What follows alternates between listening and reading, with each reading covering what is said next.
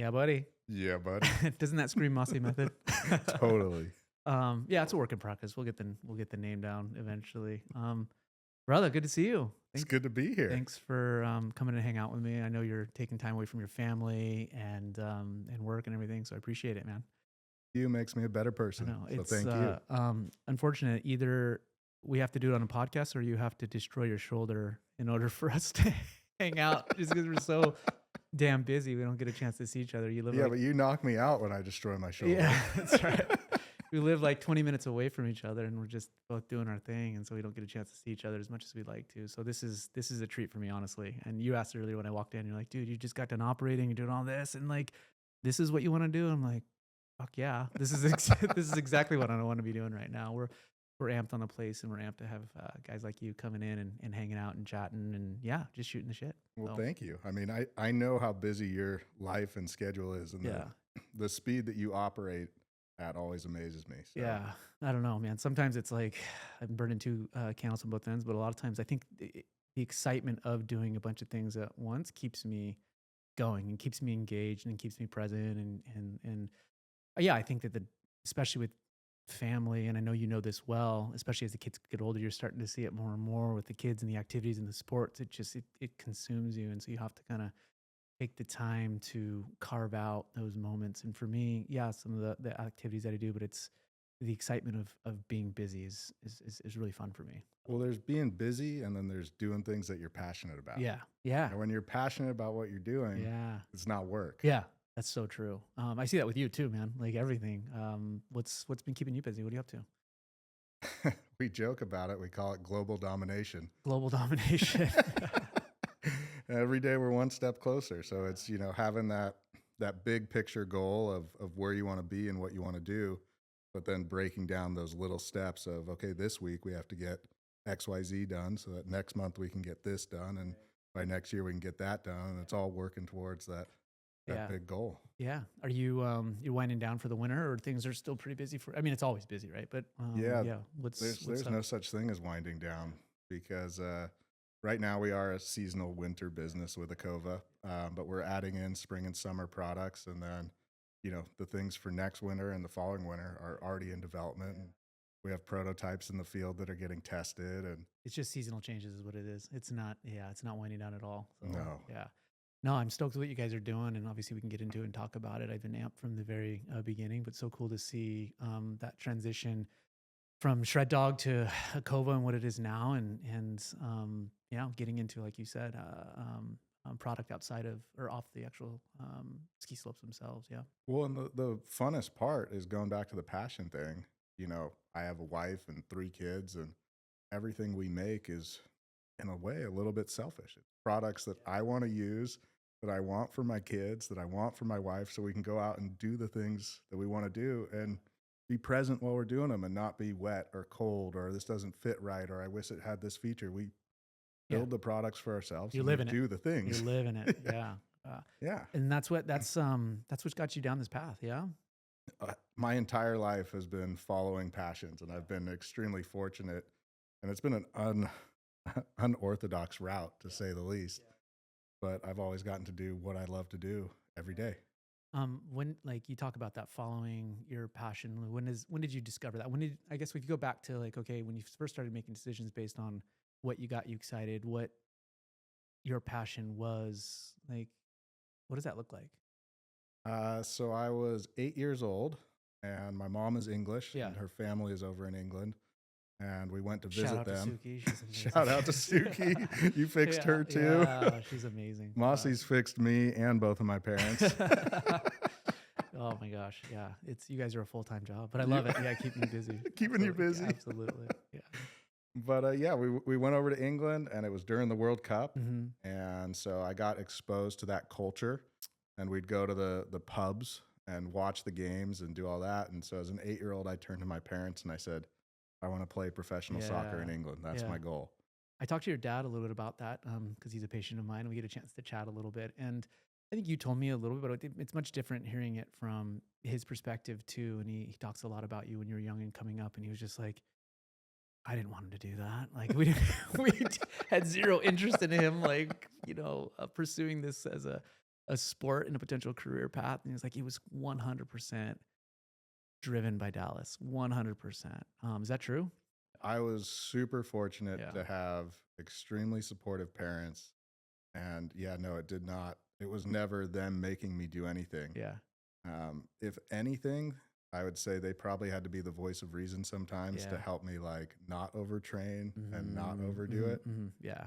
But I mean, Do you get people that meet you today and know kind of the modern current version of you, which I know incorporates the past as well, but do you get people that are surprised by your past a little bit as far as playing professionally, as far as soccer out in Europe? Oh, constantly, yeah, yeah. yeah. And not to say that you don't necessarily embody that right now, but it's I was a definitely little a thinner then, yeah, Masi.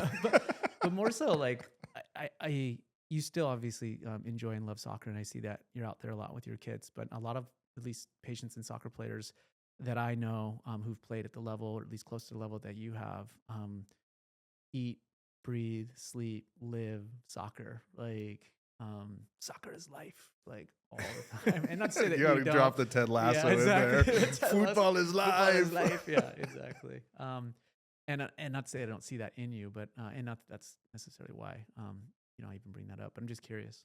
I mean, I think in all honesty, um, I don't know if jaded is the right term, but I gave it absolutely everything that I had for as long as I possibly could. Um, and so, I think a big thing for people pursuing their dreams is you have your goals and then you have to define success for yourself. And the goals and the success don't necessarily have to be the same thing. And so the way that I defined success throughout my career was I wanted to get to the end, whenever that would be, and look back and say, I did absolutely everything that I possibly could be the best player possible.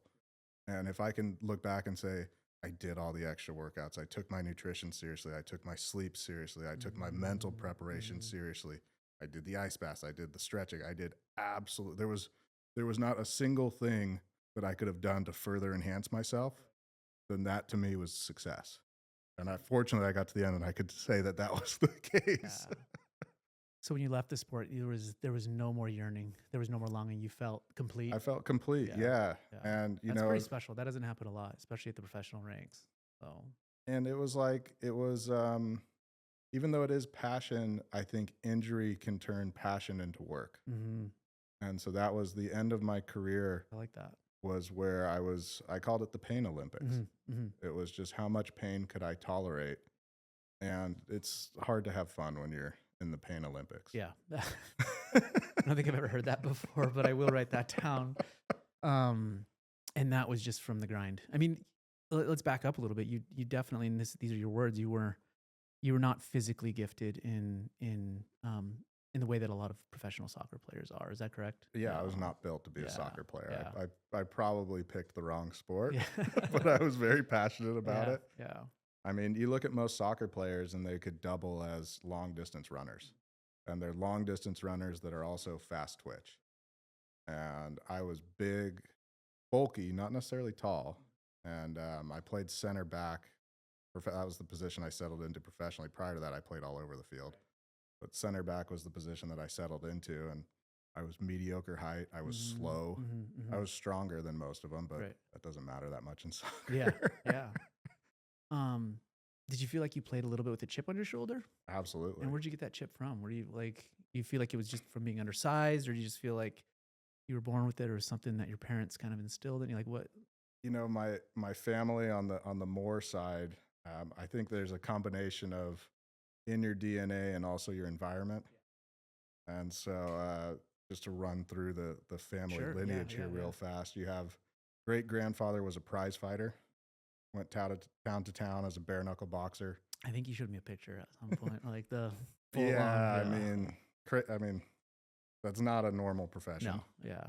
And then my grandfather was as a kid, he's a pretty amazing story. He could do a whole podcast just on this guy. He had polio, was paralyzed, in line for the iron lung. His mom started putting him in the pool. She was actually a physical therapist as well. So she Mm, started putting him in the pool to rehabilitate him. He remembers learning how to walk. I think he was around 7 years old. And he was uncoached, just loved swimming, swam a lot. And when he got into high school, excuse me, when he got into high school, he was in Arizona and there was no swim team or anything like that. But the football coach was like, "Hey, you like swimming? Do you want us to enter you in the state swim meet?" He said, "Yeah."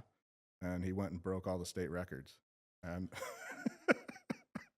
he's like a real life Forrest Gump. And then he went from there to a scholarship at Stanford where he played as an offensive lineman and it was a swimmer. It was not a Right, normal right, right, combination. He right, was an right. early Yeah, adopter of weightlifting. yeah, that's usually not the progression. No, no. And then he hurt his knee playing football and focused on swimming Yeah, and set the world record for the 100 that's yard right. freestyle. That's right. So went from being a kid with polio paralyzed to fastest swimmer in the world. Uncle still holds the record at USC for most tackles in a season. He was a middle linebacker. Dad was a fullback at Stanford and academic All American there. And so those guys had a huge impact on me as a kid. And so when you ask about the chip, I mean, there's a certain mentality that went along with my family.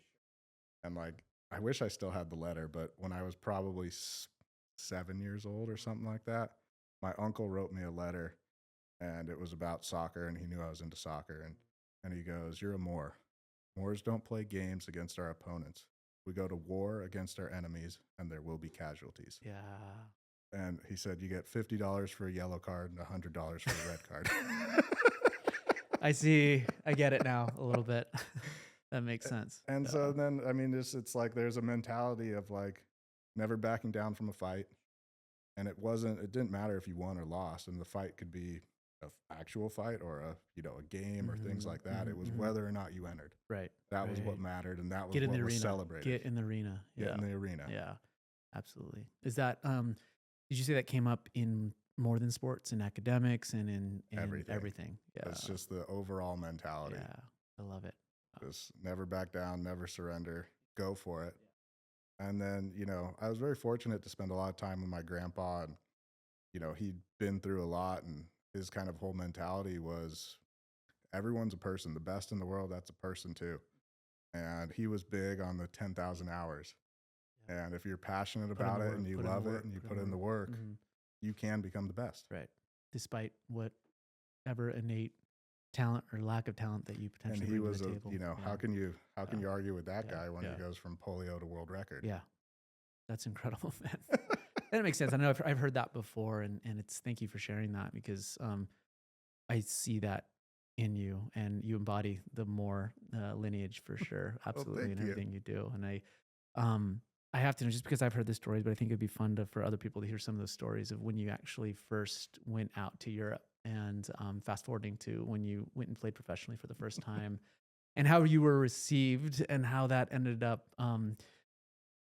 Presenting you with some early injuries, and I know that's kind of my world, which I love to kind of talk about. But I think there's a little bit of a backstory here to kind of Yeah. the Olympics that you mentioned earlier. So Yeah, I wish I knew you when I did this one. You could have yeah, probably fixed it a lot better. yeah. I like to say I'm a plastics orthopedic surgeon, so I would have made it at least look a little prettier than that right there. But oh, Yeah, I mean, so I was playing soccer at 14. I signed my first semi-pro contract. So I was playing in the US in a semi-pro team. And then I was in the Olympic development program, kind of working my way up towards the national team. And it was the summer of my sophomore year. And I had a decision to make. I got invited to go to England through a friend of a friend where I was going to get 2 weeks. It wasn't even a tryout, it was just a favor for a friend where I was going to be able to go out and train with the team for 2 weeks. And they were going to give me an evaluation of whether or not I was good enough to play in Europe.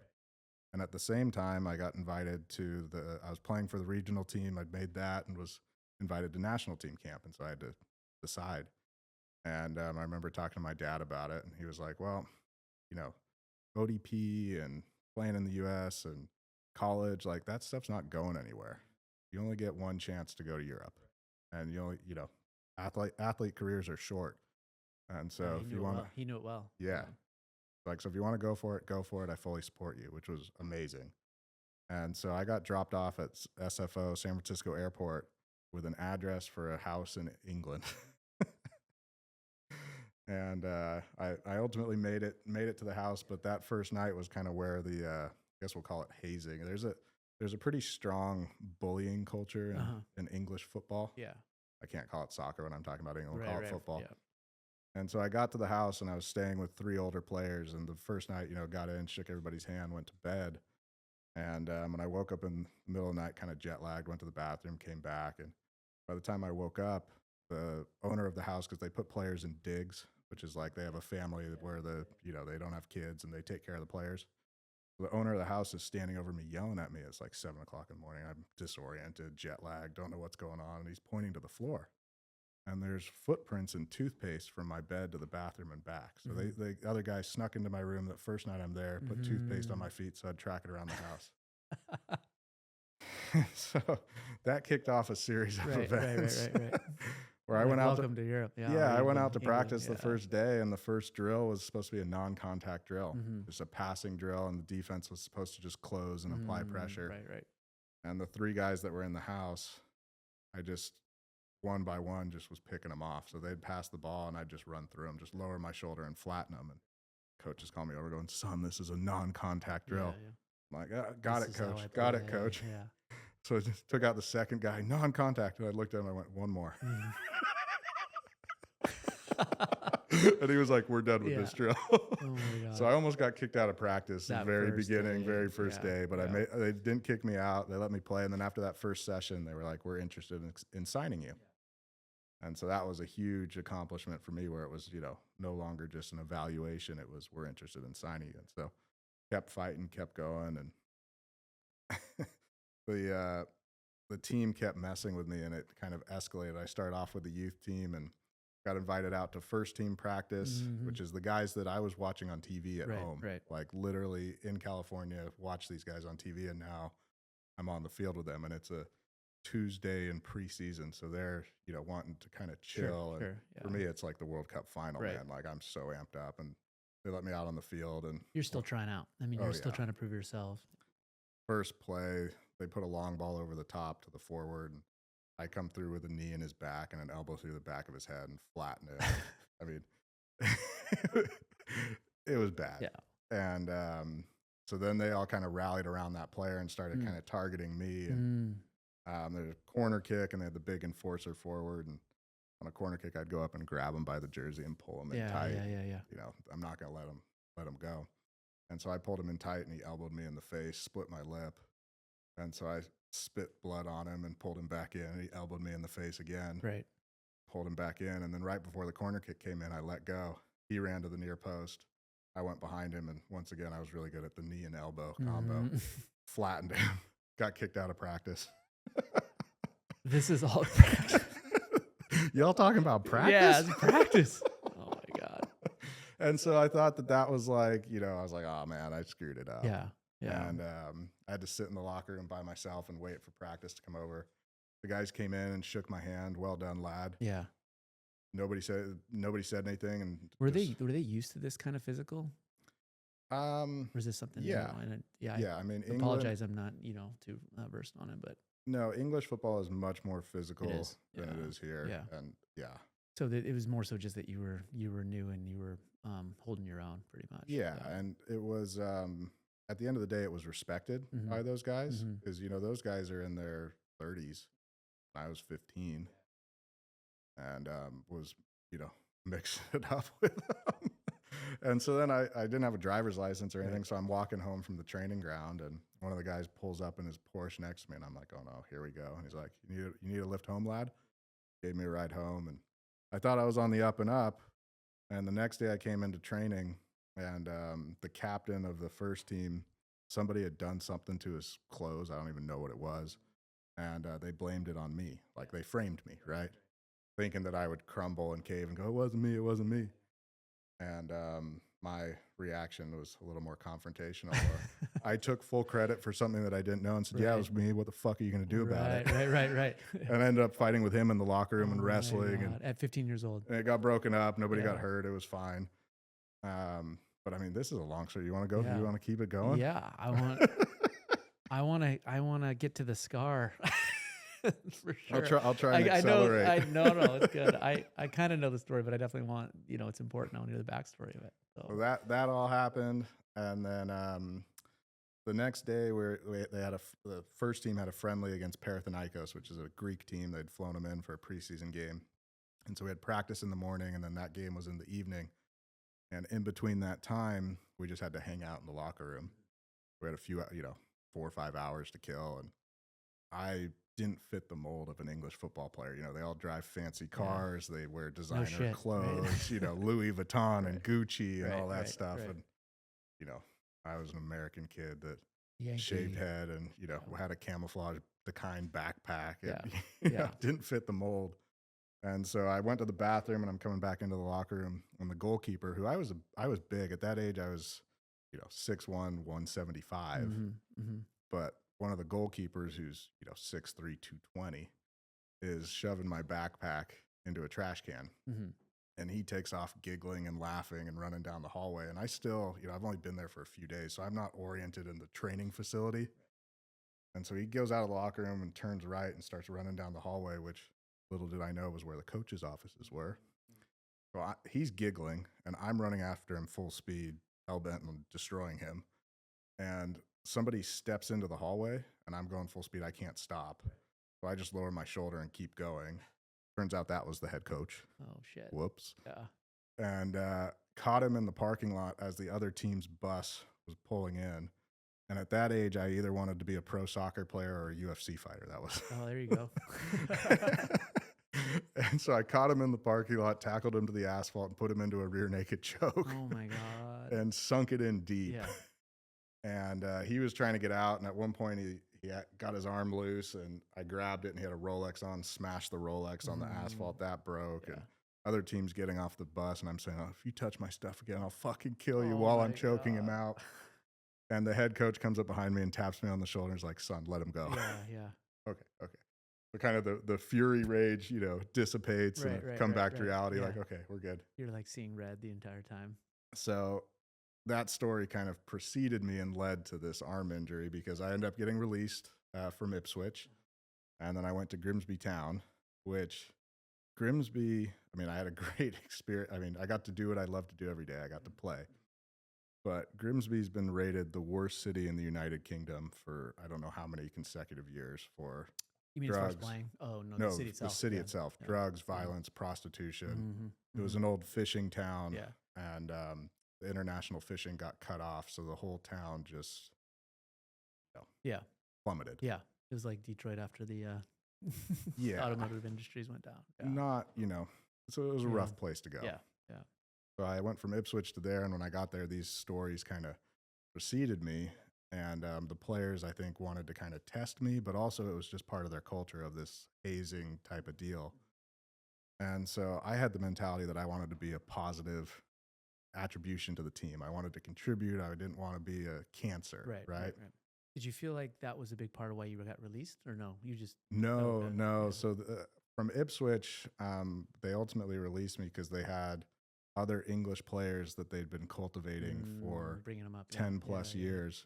Through the system. And through they the farm basically system. sat me down and said, to sign you and keep you here long term, we have to let one of these guys go Gotcha. that we've invested 10 years in. And their family. And you would have to be significantly better than them for us to do that. And we think you're about as good, so we can't keep you. And so at Grimsby, it was just brutal. It was just every single day, it was something. And because I was big and strong, nobody would physically confront me. It was all just behind the back chicken shit stuff. Yeah. So like, just to give you an example, you'd go to the locker room was in the stadium, and then you had to ride a bus to the training field. And on the bus one day, I'm sitting there, and you have your cleats underneath you, and somebody grabbed them and passed them back and threw them out the window. Sure. So I show up to practice, I got no cleats, Yeah. right? And then the coach gets mad at me, and I'm like, "You really think I threw my cleats out the window? Come on, man." And then, it'd be stuff like come back in the locker room and they'd cut holes in my socks. And I'd go to pull my socks on and your foot goes all the way through. Like, it's kind of funny stuff. But the new guy shit. Yeah, but when it's every single day, and it went on for 3 months every single day. And you're what, like 16, 15 still at this time? I don't think I'd even turned 16 yet. I'm somewhere in that 15, 16 realm. Because I used to have to ride the town bus to get to practice and stuff. And so they just kept pushing it to where I got to a point where I just said, I've had enough. And I waited till everyone was in the locker room, and I just said, "Look, guys, I'm done with this. I don't know who's doing it, but if it happens again, I'm going to beat the shit out of everybody in this room. I'm just going to start swinging. And I left and went to the gym, get my workout in. When I came back, the entire locker room was cleared out. Nobody's there. The showers are running, which was weird. So I walk over there. My clothes are in the shower. My cleats are in the urinal and have been pissed on, and my bag is in the toilet and have been shit on. Yeah. And everybody's gone. And I'm just like, all right, it's on. Yeah. And so I had to ride the bus home in my practice kit, and I got home and called my dad, and I was talking to my dad and my grandpa, and I was like, oh man, kind of got myself into a situation here. This is what was going on. This is what I said I was going to do, and this is how they responded to it. And they were both like, well, you kind of got to follow through now. But let's figure out how we can do it without you getting kicked off the team. And so we were going through all these different scenarios of how I could get my point across without getting sent home. And we went through, getting lighter fluid and taking everybody's designer clothes outside and lighting them on fire. And like, we went through all these different scenarios. And like, that one got killed because it was the oldest stadium in England. It's like still has wood and stuff. It's like, if I burn down the stadium, that's not going to be good. And so I was making barbecue chicken that night, and I spilled some barbecue sauce on my clothes, and I was like, oh, that's going to stain. Oh, they all wear fancy designer clothes. I'll just bring barbecue sauce in and stain the shit out of their stuff. Start throwing barbecue sauce on people's clothes and see what happens. Yeah. Is this how we have fun in England? Yeah. Have some of that. Yeah. And so I waited until 8:59. You had to be in the locker room at 9 a.m. And if you're late, you got fined. So 8:59, I walk in, everybody's in there. And I just start throwing barbecue sauce around, and kind of went to the one guy that was kind of the ringleader, ended up pouring the whole thing on his head. And someone behind me says, I know who did it, and I'm not going to tell you. And if you fuck with us, we're going to sick Ben Jones on you, or whatever the guy's name was. He was some criminal that had been in the news for like, gang type of deal, and like supposedly beheaded somebody, like the whole deal. And at that point, I just squeaked. I hit that guy in the face as hard as I could. And the locker room collapsed on top of me. And I was just elbowing and punching, kicking. And that original guy kind of rugby tackled me around the waist. And I tried, his head was right here, and I slammed him to the ground, and I snapped my own forearm using his head as the fulcrum. Yeah. And didn't really feel it at the time. I was so tweaked, just kept going, and ultimately got dragged out of the locker room backwards. The goalkeeper coach, who was like a bodybuilder, got behind me and scooped me under the arms and started dragging me backwards. And I was still kicking and elbowing and doing all that. Oh my God. They took me out and set me out in the stadium seats. And this is, 9:02. Right. And yeah, I mean, it wasn't my best moment. Yeah. Welcome. But I didn't want to tell anybody I was hurt. Yeah. And so I sat out there. The head coach called me into the office, sat down with him, and like, what the hell happened? And I kind of told him the same thing I told you. And I was like, hey, I'm your enforcer center back. Do you want me to take that shit, or do you want me to handle it? Like, no, I want you to handle it. Go out to practice. And so my forearm snapped in half. Yeah, you had both forearm fracture. The ulna or the radius? Which one's on the inside? So ulna on the inside, and then the radius. So the ulna snapped clean in half. Yeah. And I went out to practice and just kind of had the little chicken wing thing going. And trainers pulled me aside and looked at the arm and were like, hospital. You're like, now. This thing's broken. Yeah. Ugh.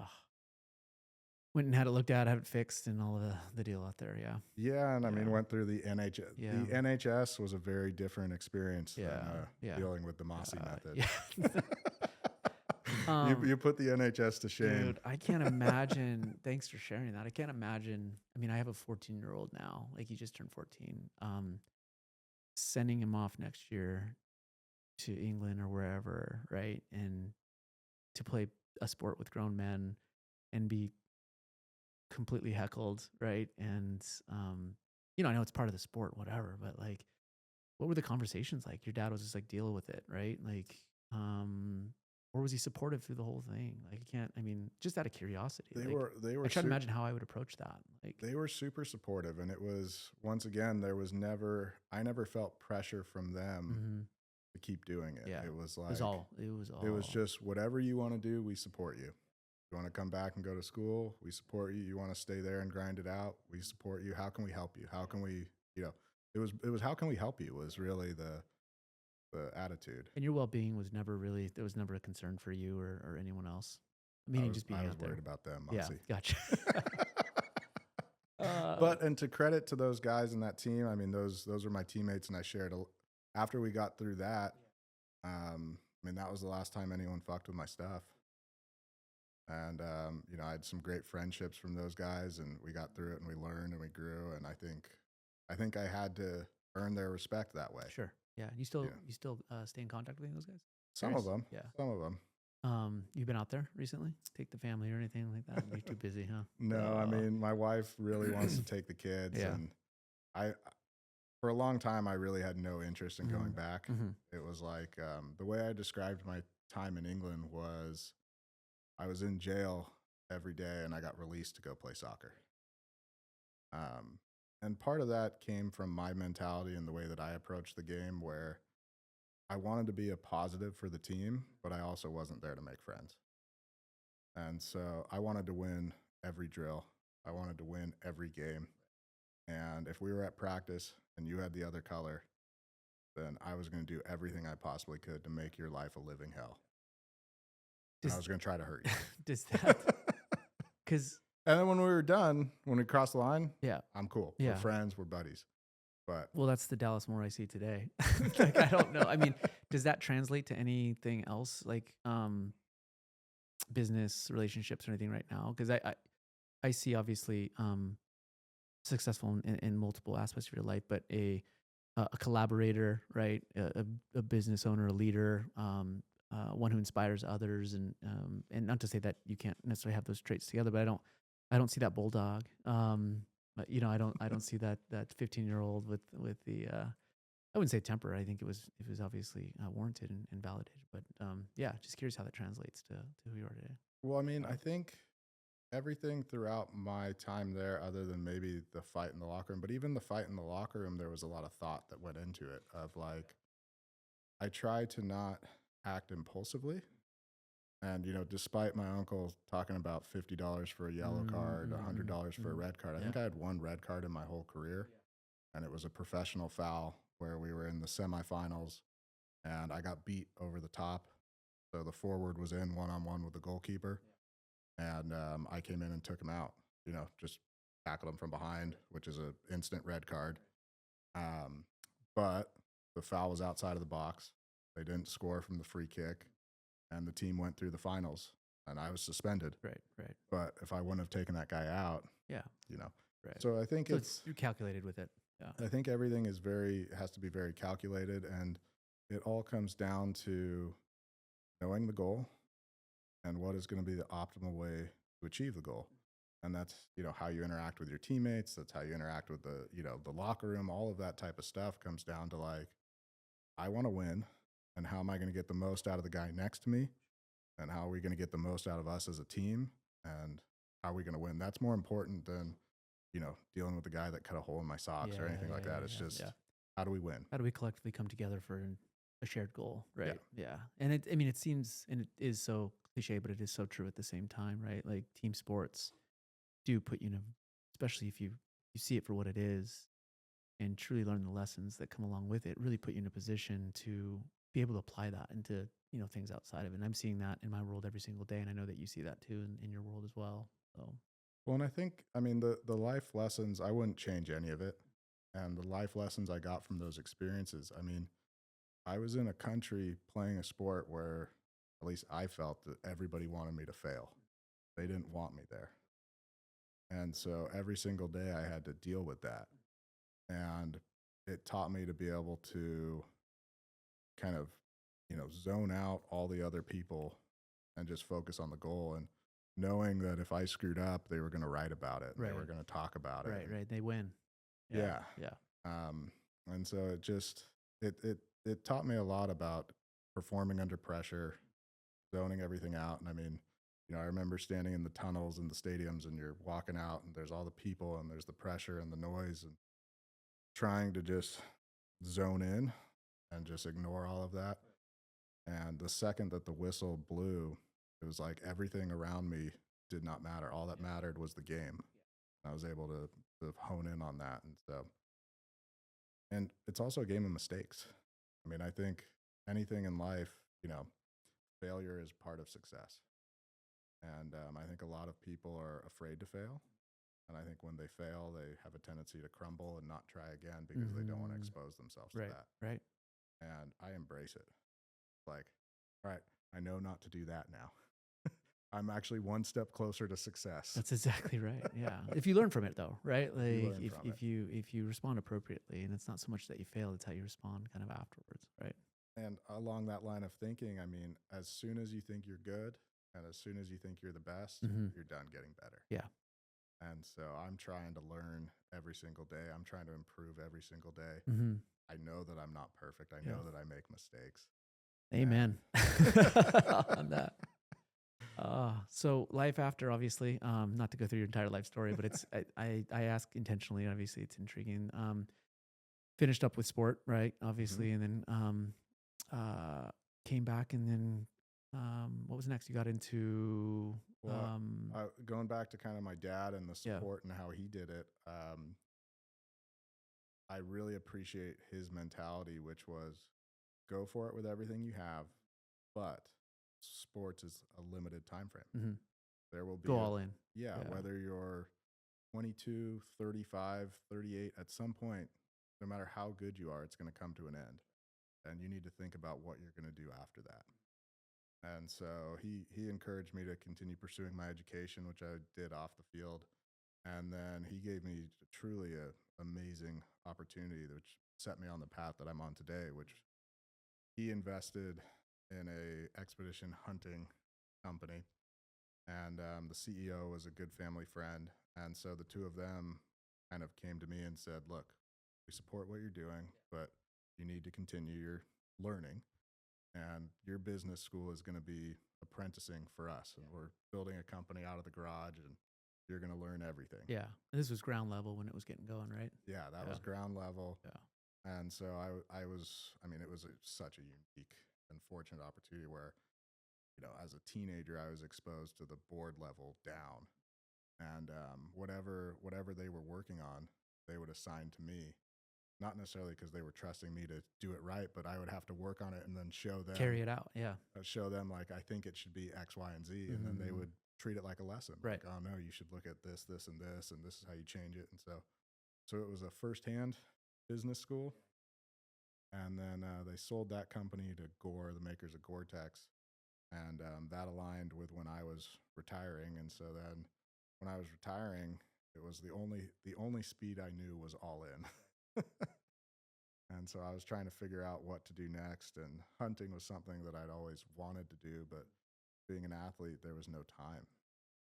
We had 4 to 6 weeks off a year, and you were just recovering and training for the next season. And so they're starting another direct to consumer version of a hunting company, and it's like I want to do that. And so I was able to get in from the beginning of that and help build it and grow it. And kind of the same type of thing. I was in my early 20s, and the two of them treated me as their apprentice and started from the bottom, and worked in every single department: customer service, product development. And this was new for your dad too, right? He was just because he hadn't been in any sort of. I mean, he'd been an investor, but he'd never really been part of any sort of apparel or expedition gear company or anything like that, right?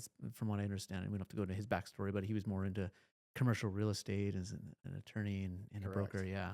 So this was a new venture for him as well, and so he was learning as you both were kind of learning at the same time, Oh right? man, I Yeah. mean, there's that expression of building the plane while it's in the air. Yeah. That was us. And there was no playbook because this is 2009 we started working on it, and the first product came in 2011, and that time there were no direct to consumer companies. This was like a new concept, and so we were making things up as we were going, and it was try things, and if it doesn't work, scrap it, try the next thing. And we learned a lot, and we're fortunate that along the way it did succeed. Yeah. That's so rad. You and I met through um, my sister-in-law Julia. You guys were at, and you probably can describe it a lot better than me, but you guys were at a some sort of conference up in San Francisco. Is that right? Yeah, Do you remember that? Yeah. yeah. So it was they've changed the name recently, but it was Next Play Capital, and we'd invested in that, and it was a very sports centric. fund of fund. And so a lot of current athletes, ex athletes, and what we really liked about it was the community aspect. And they did, Ryan and Eric, I'm still really close with, and they did, shout out to Next Play, now Next Legacy. But they did an amazing job of creating these community events where they truly added value to athletes and were teaching about venture capital and investments and things like that. And so I've always gone to as many of those events as I possibly could. And this one was in San Francisco, and I went by myself. Didn't know any, knew a handful of people there, but at this big conference by myself. And Julia got up as a speaker, and she spoke about skiing and all the different stuff. And this was right at the beginning of Shred Dog. And so after she spoke, I was like, I need to go talk to her. Yeah, yeah. Yeah, that was awesome because it was right after she saw you. I think was she pregnant at that She time? Yeah. was, yeah. And she was staying with us because they were actually going to be delivering. And you guys had a 4th of July party. I think that's where Yeah. it was. And you guys had us over and we had a chance to talk. And there was a few things. I got a little bit of your history back then, but I knew right away, like, I wanted to spend more time with you for multiple reasons. I got a little bit of kind of the story, but also just the way that you kind of approached relationships and conversation and humans and everything else like that. And so I'm stoked that obviously we're sitting here talking today and continue the relationship going. And now I'm your doctor as well as your friend. And I get don't have it's any tattoos, but if I yeah ever get one, it's going yeah to say, if found, call Masi. yeah. Which I never expected us to have to undergo that. I can't remember what you said on the day of the actual procedure, but I don't know. It was something along the lines of like, yeah, that's what I'm going to write on my arm. I'm going to tattoo this on my arm and flip it over. But um, I want to talk about your injury a little bit, if that's okay. Yeah, absolutely. Because not just because we fixed it and you're in the recovery process right now, but because and I didn't really articulate this to you right away. I did tell you it was pretty serious, but I didn't really kind of go into how bad it was until after the fact, and even now, and happy to dissect that, I should say, a little bit more. But um, my perspective is one thing, and yours is a whole nother. But I don't think I've ever seen in my practice someone who injured the front, or we call it the anterior part of the shoulder, and the back kind of at the same time. I'm skilled Usually, like yeah, that. usually we get a unilateral like shoulder dislocation or injury, meaning like not unilateral, but either anterior, it goes out the front, or posterior, it kind of goes over the back. Your shoulder, and you can maybe describe the next thing happened, is that it shifted out the front. Maybe when you hit the accelerator and kind of pulled it out the front. So you subluxed your head out the front, tore through the front structures, anterior labrum, capsule, the front part of the bone, even the subscapularis. And then when you kind of came back down, the force caused that head to fall all the way back and then blow through the back part of the shoulder as well, tearing the posterior labrum, posterior capsule, and then putting a huge dent in the front part of the humeral head. And then it shifted and somehow kind of bounced back. And again, I'll let you tell the story, but I think I remember I think you texted me or called me and you're like, Masi, I think I fucked up my shoulder. Like, and it was like a couple days. It was like, I can't lift it. I think it is kind of. I think Oh, it's more it was serious. that day. Yeah, it was that day. that Yeah, day. more serious. And even though you said you messed it up, it was like it still wasn't like, dude, this is bad. It was just like I think it's hurt. Like I think it's bad or whatever. Yeah, yeah. Masi, I can't lift my arm. Should I like go to the emergency room, or Yeah, you think yeah, I'm good? What yeah, what should I do here? yeah, yeah. No, and it was pretty impressive, man. Like I don't know. I think we should pull it to MR if you have it, Dylan. If that's okay. Yeah, let me pull it up. Yeah. To take a look at it because I think it adds a lot of context to you, right, as a human and being able to deal with this. And I guess not because you sustained this injury is why I want to talk about it, but just the level of damage that occurred in that shoulder is so impressive. So this is like the axial view. So if you scroll up back to the joint, yeah. So all that white in there is bleeding and effusion and swelling, all of that in through there. So bleeding across the front. And then you see that big pocket up front. So keep going to anterior. All of that, like you should have a capsule that comes across, meaning the front's going to be towards the top of the screen. Yeah, yeah. Going there. Exactly. So all of that across the front of the screen, that's the biceps tendon there. All of that is kind of blown through. And that doesn't typically happen in a kind of a standard subluxation or dislocation type of an injury. And not to say that obviously you're not going to have a full outcome with that, but definitely was surprised by the MR, when I saw it. And you knew something was up with that shoulder, right? Like, Yeah. I mean, at the point that this happened, I'd already had, I guess, 4 major surgeries. This was my 5th one. I mean, broken serious bones.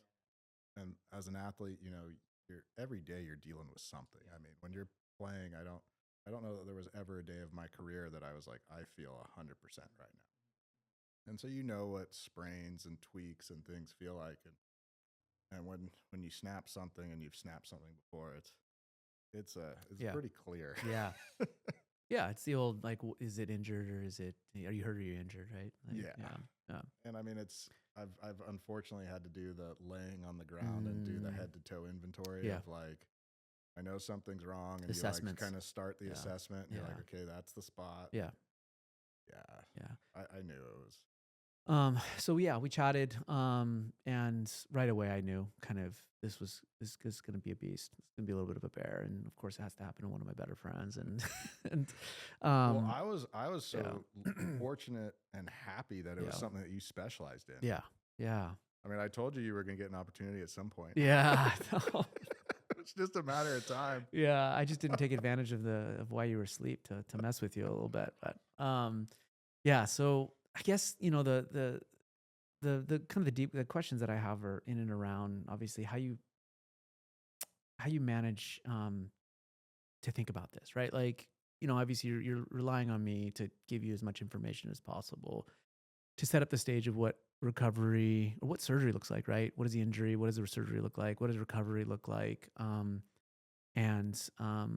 and your ability to not just get back to the things that you love to do, which is ski and hunt and obviously be an active, parent, a very intentional, active kind of parent. But what I want to unpack too is just hearing your approach, and I appreciate you sharing your backstory a little bit. And the reason why I want to unpack that a little bit too is because I do think it has, at least based on how well I know you, does have some bearing on how you approach injury and recovery, right? Very goal oriented, and is it something that you have to understand? You have to you have to sit with, or is it something you're just like, no, like here's the goal, and I'm going to get there no matter what? Like, tell me a little bit more about that. Um, I mean, so you have kind of phases, right? So you're on the ground and you're trying to process and understand, and then from there, it's I have to get out of here, right? Because we were in the mountains dirt biking, and we were not close to home, and so then it's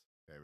And of course, I was kind of an idiot because my son was with me, and he was having a great time dirt biking, and I got up and I knew it was really messed up, and I couldn't lift my arm, like I literally couldn't lift it.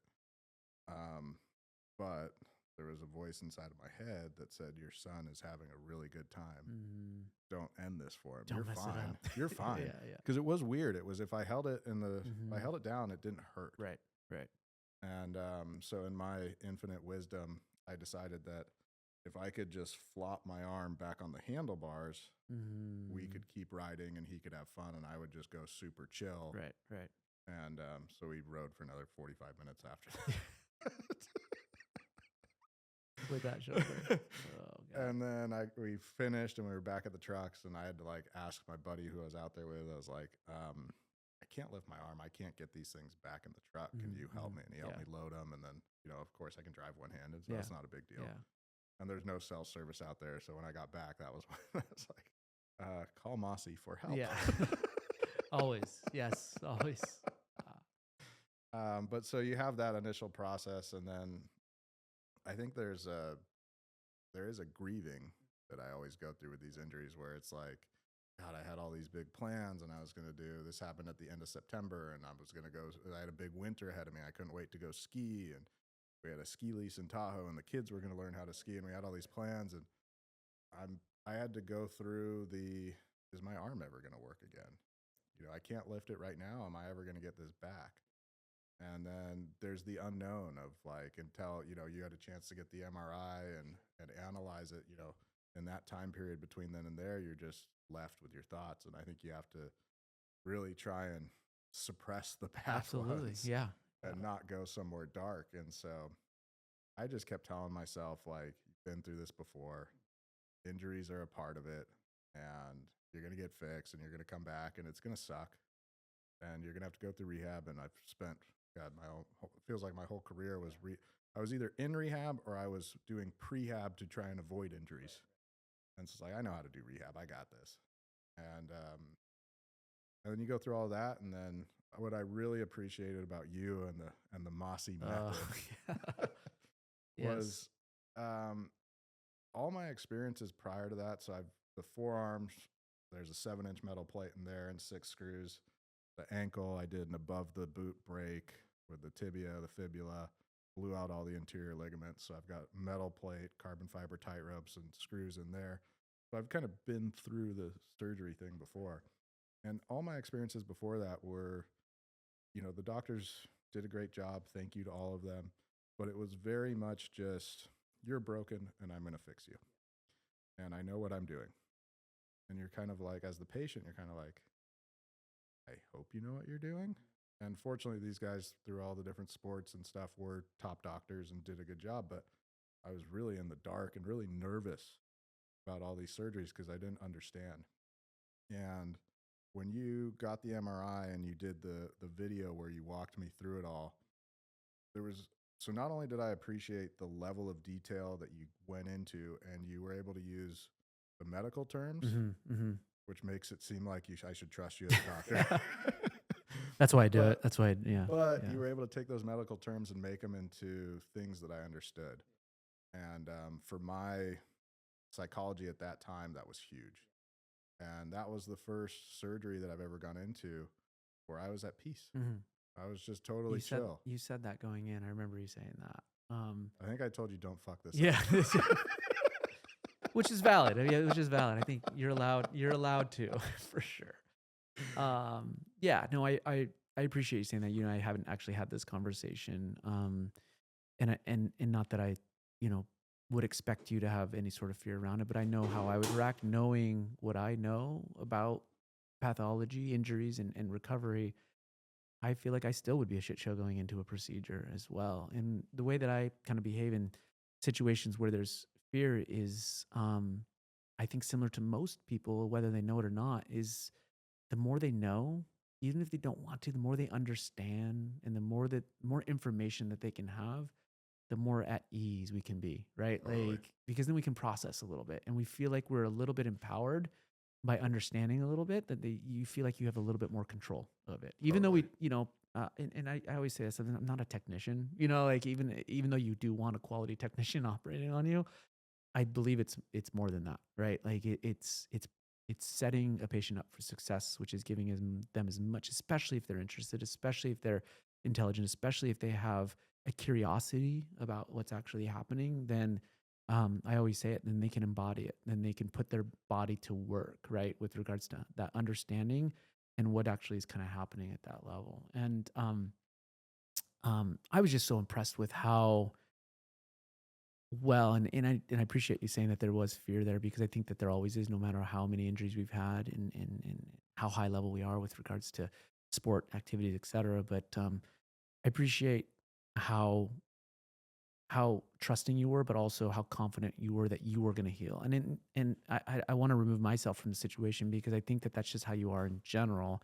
Is that you are like, in the same way you've described and how you managed your soccer career and business career, is that's the same way I feel like you've approached your body. Is that, you know what, we're going to figure this out. I don't know how, and in this moment, but we're going to figure this out, and we're going to get the outcome that we desire. And that's a big reason why I know you're going to have a good outcome and continue to have a good outcome, is because you take that mindset to everything, and including health and wellness. And that's why, honestly, like, I feel blessed to be able to be in that position in my practice where I really only want to partner with people who have that mentality, because it's important for the outcome. Very important for the outcome. I mean, I think there's a team aspect to even the surgeon patient deal. I mean, we're in it together and you could do the best surgery in the world and then I don't go and do my rehab and don't do my stuff and blow it up and it doesn't matter. And then something else I wanted to touch on because you were asking about, how the different mentalities translate. And I was so passionate when I was playing and it meant so much to me. That was my whole world. Like I gave absolutely everything I could to that sport. And I remember the day before a game, I would be so uptight. I mean, like sitting at home by myself in my room and be like sweating and shaking. I mean, just so uptight and just like performance anxiety, right? Like I have to go out into a stadium where everybody wants me to fail and like nobody wants me to succeed. And I'm gonna get ridiculed and I'm gonna get yelled at and I'm gonna have stuff thrown at me. And I have to put all that aside and focus. And over that process, I got better and better at honing my focus and honing my energy and kind of guarding my energy, which sounds, I'm trying to think of a better way to describe it, but I would have to tell myself over and over again, focus on what you can control and don't waste any energy on anything else. And so I think that was a big part of my mentality with going into the surgery was like, that was, I don't know if you remember or not, but when I was in the waiting for you to come in to take me in, Yeah, the pre-op. I Yeah. took a nap Yeah. because I I was do just like, remember. Yeah, you did say that. Yeah. I was just like, you know what? I'm here. It's going to be what it's going to be. I'm going to control what I can control, which is just keeping myself calm and being ready for this and sitting here and freaking out. How does that help me achieve my That's goal? exactly right. Yeah. It doesn't. Yeah. So I'm just going to take a fucking nap. It's I love I I I mean, we talked about it all the time, man. Thoughts are frequencies, right? And energy. And you can control what that's going to be a positive thing for you or a negative thing. And that thought can be a negative frequency that can put you down that path of stress and cortisol and fear and everything. Or that thought can be, I'm okay. I'm good. I'm relaxed. I'm going to control what I can control. And, I say that all the time. I get a lot of, like I said, awesome, amazing people in my office, but a lot of times they are a little bit control freaks, right? And so we get into the procedure and the surgery, there's a lot of anxiety. And I have to remind them, listen, you don't want to operate on yourself, right? Hmm. And they're like, yeah. I'm like, you've controlled everything up until now, including deciding to come to my office and see me, vet me out, whatever you needed to do, feel comfortable to be on this, in this pre op area right now. So you've controlled everything up to now. This is the point where you let go, right? Let me take the reins here for this hour and a half, like 2 hours, and then I'm going to give it right back to you because you have control of this outcome. Absolutely. But if you can just release that and let go, then the outcome's going to be a lot better, right? And those are the thoughts and those are the frequencies that we need to have because it does change the outcome. Well, So, and I mean, there's a few things that I really like about you and your approach. oh, And this isn't me just blowing smoke up your no, ass. you can bless. Thank you. Yeah. um, but you're one of the few surgeons that I've spent time with that I feel like doesn't want to operate. And it's like the operating is the last choice. Um, and so when we were working through this and looking at the stuff, and you were explaining it to me, and you said, you're going to need surgery on this. There was no doubt in my mind that I was going to have you do it because I had so much confidence in you, and that confidence came from spending time with you. And a lot of people that are going to go to you to get surgery aren't going to have that opportunity. So this is kind of my chance to tell them. I appreciate that. Yeah. Um, But there's so much truth to that, right? Meaning like we have such a capacity to live with pathology, live with disease, live with, sprains and tears and partial injuries and menisci tears. It's not so much that we have the injury. It's more so about what that environment looks like and what does a supporting cast look like? Meaning what's the hip mechanics? What are the knee and, ankle mechanics? What is the shoulder blade doing? Everything else that kind of goes along with it. I think that we get so caught up in honing in on specific injury and tears and say, oh, that's a tear. I need to fix it, right? Like just because you have a hammer, not everything is a nail, right? Like, and you're a perfect example. And I think a lot of patients can say this as well. Like if I get an MRI in every one of your joints, we're going to find something. It doesn't mean we have to go and operate. It just means we need to put that body back in that balance or that equilibrium for you to be able to thrive. And if quality of life isn't where you want it to be, right? If for some reason, and that means something different to everyone, but if quality of life isn't where you want it to be, right, then we start talking about intervention. And if we start talking about intervention, what's the least, like they talk about in the startup world, like the minimum viable product, right? Yep. Like what's the least amount that we can do to intervene to get you the highest quality of life? And if you're not there, then we move up. If you're not Right. there, then we move up. And then you're not there, and we move up, right? And then if it's a surgery, then it's a surgery. And we know we've tried everything short of a procedure to try to get you that highest quality of life. Well, and so you have all of that stuff that you just said, and then the other kind of crowning factor for me was going back to this concept of passion. And I've spent time with you and I've recognized your passion for what you do and for helping people. And so, you know, I know that I'm not perfect. I make mistakes. You're not perfect. I know you make mistakes. Everyone makes mistakes.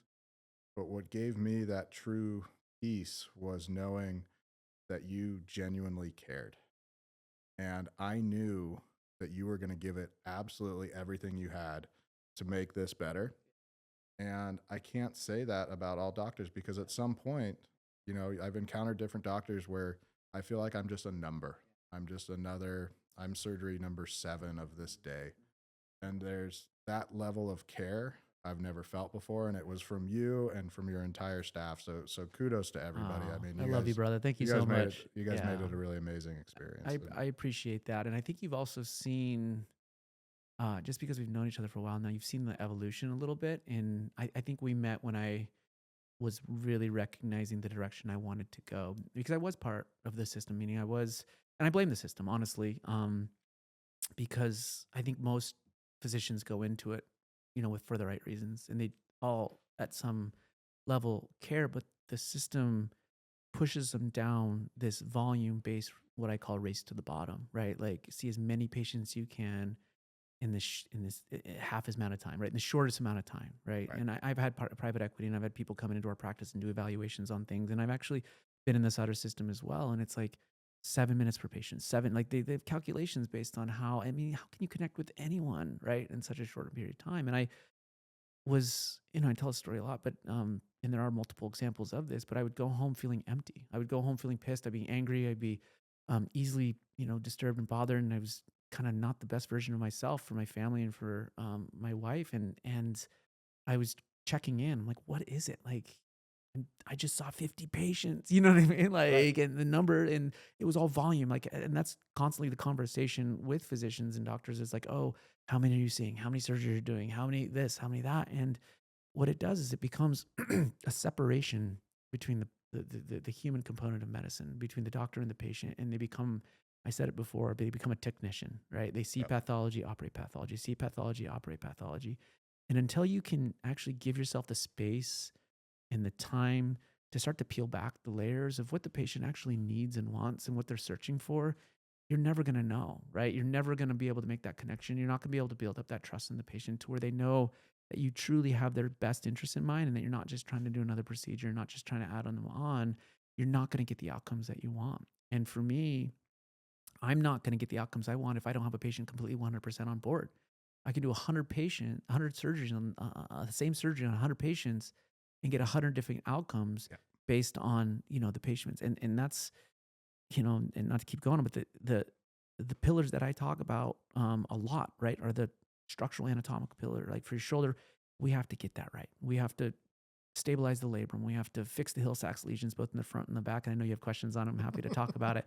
Fix the subscap and do all that. Like that's the important part, right? The cellular part of things, we got to get it to heal. The biology, right, is a whole nother pillar. And then the third, um, I still don't have a name for, but is the spirit, is the grit, is the emotional component of it, is the person that is gonna go all in on it, right? The person is gonna surrender to the process. The person is going to fight the demons throughout that process and deal with what it means to be in the trenches, right, in the dark, and understand that yes, there is a significant amount that they control, but there is also a huge part that they can't, and they've relinquished that to control to someone who they trust because they've vetted it out, or they know that they're in the right spot, kind of, et cetera. And you put all three of those to kind of pillars together, then the outcome more often than not is the desirable outcome, is the outcome that we're going for.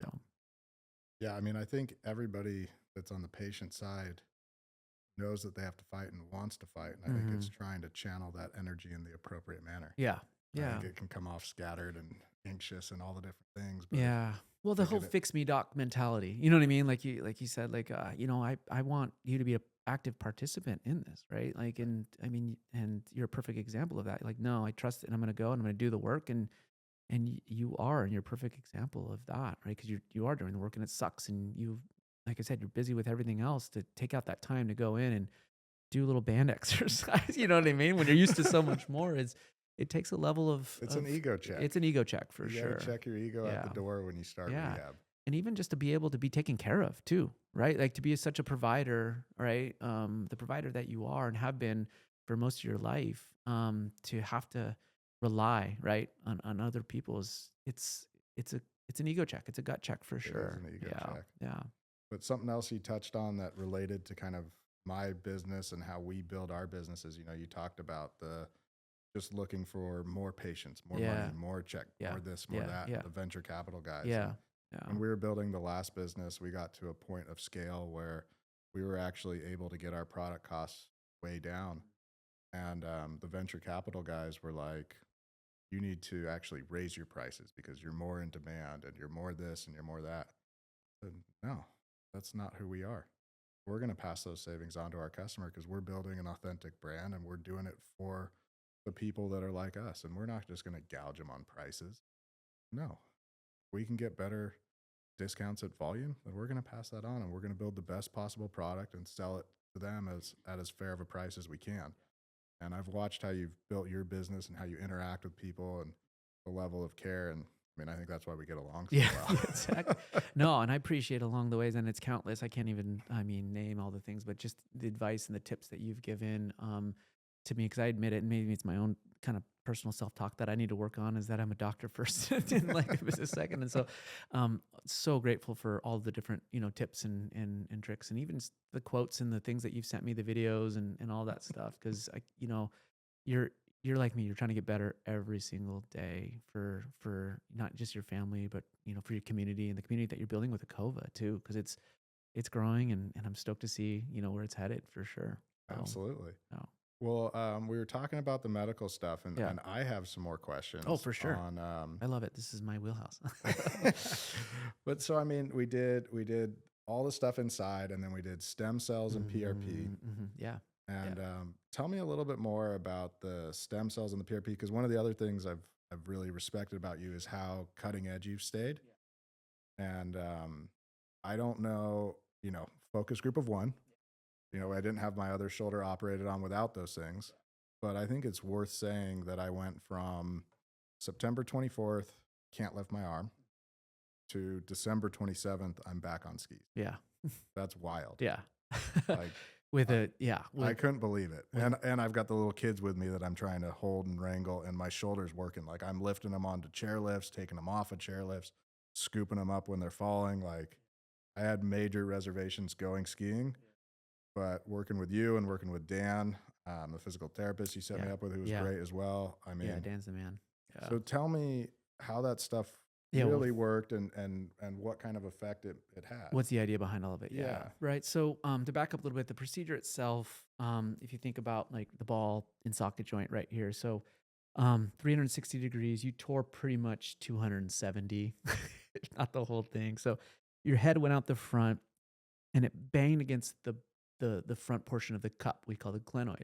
And when it does that, it puts a big dent in the back we call a Hill Sachs. And then, as it blew through, it tore the capsule and the tendon in the front, we call it subscap. And then when it kind of came back, it did the same thing along the back of the posterior, banging the head up against the cup in the back, and then it reduced. So you had, in essence, a dent on both sides. We call it anterior reverse Hill Sachs and a Hill Sachs on that side. And so the procedure was obviously repairing all that, tightening up, repairing the tendon in the front, and repairing, filling the voids, we call it the remplissage, like getting it nice and tight. And when we repair things, just in general, like generically speaking, when we repair things, we're putting sutures and plates and hardware in areas to hold the body or the anatomy where it needs to be, and then allow it to heal itself. And then the implants or the screws and the hardware become obsolete, right? Hmm. The plates in your arm right now aren't doing anything. They're just sitting in there, right? And your bone has kind of grown over them. And if anything, unfortunately, they create stress risers and potentially problems down the line if you end up falling. And a lot of times hardware does have to come back. Not all the time, but a lot of Right. times hardware has to come out. But the whole point is that I'm working on becoming bionic. yeah, exactly. We're close. We're close. Um, is everything we want to hold our body to heal to itself, right? And what is responsible for that healing, right, is that typical inflammatory cascade that we know leads to healing, right? Inflammation, proliferation, remodeling, meaning the cells come in there, right? Survey the area, tell the body what it needs, and then sends out the signals to bring the cells that come in, right? It's a little bit more complicated than that, but that's what happens, right? And when you approximate tissue and bring it back together, almost in a mending sort of a way, almost like it glues down, the cells come in and create fibrinogen, fibrin clot forms, and then scar tissue forms, and then scar tissue remodels, et cetera. And the complications that we have, meaning failures to heal or delayed healing, we call non-union and fractures or incomplete healing, occur for multiple reasons, right? There's patient factors that contribute to that, but there's also mechanical factors, meaning if we don't get things kind of back to the same way, and it gets back to the three pillars that I talk about, get it right, meaning put the labrum back, put the ligament back, put the tendon back in the right spot anatomically, right? Mhm. Build up the structure around it and the strength as well. The third pillar, right? The grit pillar, I like to call it too, right? And then, but now we're talking about that cellular pillar, right? So if we're tasking our body, right, to bring in the cells to come in there and heal, does it make sense that if we increase the volume and concentration of cells in that specific area, can we improve the capabilities of healing, right? Can we Yeah. improve not only by speed, right? I'm more interested in long-term durability and robustness of the repair as opposed to kind of speed. But what we recognize as that there is a welcome side effect, meaning if we can get things to heal robust and fast right away, then we have earlier return to activity and kind of sport. And so what in essence we're doing is we're taking high concentrations of your own platelets, that's the PRP, Mhm. right? Upwards of 11 billion platelets Now from your blood. was that the one you took that's the stem cells, I That's the think. stem. Yeah, yeah. So the platelets come from the blood, right? Okay. Yep. And so we take 60 cc's of blood and then concentrate down your platelets. That is injected. So think about those as the messenger cells. Those are the signaling cells that we kind of want to inject in And there. those are Those are you're ones, spinning those to get them to separate? exactly. Yeah. So we Yep. combine it with an anticoagulant, and then we utilize the M-site system and do a double centrifugation system on it. So we concentrate it down to 11 billion with a little bit of plasma in it and discard everything else out of it, Mhm. right? Just really highly concentrated platelets. And then the bone marrow aspirate concentrate. So bone marrow, right? We're taking from your pelvis along the Mhm. back. And then we concentrate that down as well. So bone marrow aspirate concentrate, or better known as No. mesenchymal stem cells, are from your pelvis. Okay. Yeah, yeah. So bone marrow stem cells, Yes, interchangeable exactly. terms Interchange. essentially. Yeah, absolutely. Okay. The FDA doesn't want us to say stem cells as much as we say stem cells, but it's Yeah, in other words, it's that didn't mesenchymal. happen. Yeah, It's bone exactly. marrow. It's stem cells. The bone marrow aspirate concentrate stem cells. I'm happy to have that conversation with anyone, but ultimately, it's mesenchymal stem cells, CFUs, that are coming from your bone marrow, and same thing. We concentrate those down and then inject them back in, and typically. Depending on the pathology, we're putting in and around the interfaces. Sometimes we're going directly into the joint, letting them circulate the joint. Sometimes we're injecting them into fractures, areas of partial healing in patients that are kind of non-op. And so what we're doing is we're putting them in and around the joint. In addition to that, a lot Now, of the when you take the bone marrow, you take it out and just reinsert it. Do you do anything no to it same in thing. So between? we're concentrating that as well. Okay. Yeah. So Okay. it's yeah, very similar. It's heparinized with an anticoagulant and an activator. And then we're doing a double centrifugation system too to extract the If stem you cells had as to well. summarize And it so really simply, yeah, difference between the bone marrow and the PRP. yes. So PRP are the signaling cells. They induce cellular change. Okay. Stem cells are the ones that are actually doing the change, Okay. right? They're the cells that are putting So the work. that's So why they're yeah, working they're together. working together. Yep. Yeah. So I like to think about the PRP as the general contractors, Mhm.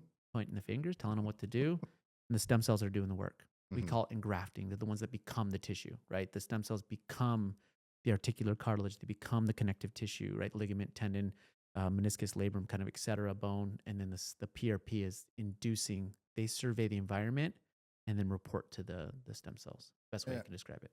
And from your experience, what's been the difference between doing that and not doing that? It actually started. So great question. You're turning it on me. I love it. So it started. So I finished up my fellowship at SOAR, and I was grateful to be exposed to a lot of professional athletes. Then, I mean, it was always kind of my goal to work with the active community, but I really got a chance to kind of see behind the veil a little bit with SOAR, covering a lot of the San Francisco Giants, San Jose Giants, San Francisco 49ers, kind of, et cetera. Work a lot with college athletes as well. Um, and of course, exposed through professional skiing through my sister-in-law, et cetera. And I really early on, I saw a lot of professional athletes going out to different areas outside the Oh yeah, U.S. you heard about it in the Yeah, news, yeah, and oh yeah, absolutely, for yeah. sure. But you also hear about all kinds of crazy stuff in the news Exactly. that athletes are Yeah. trying. I mean, athletes are looking for an edge, They, right? the, it, They'll do if anything to you gain an if edge. you listen to your athletes, you can learn a lot from them. You have to be able to filter, right, a lot of what's coming in, but they're sometimes our teachers for sure. Absolutely.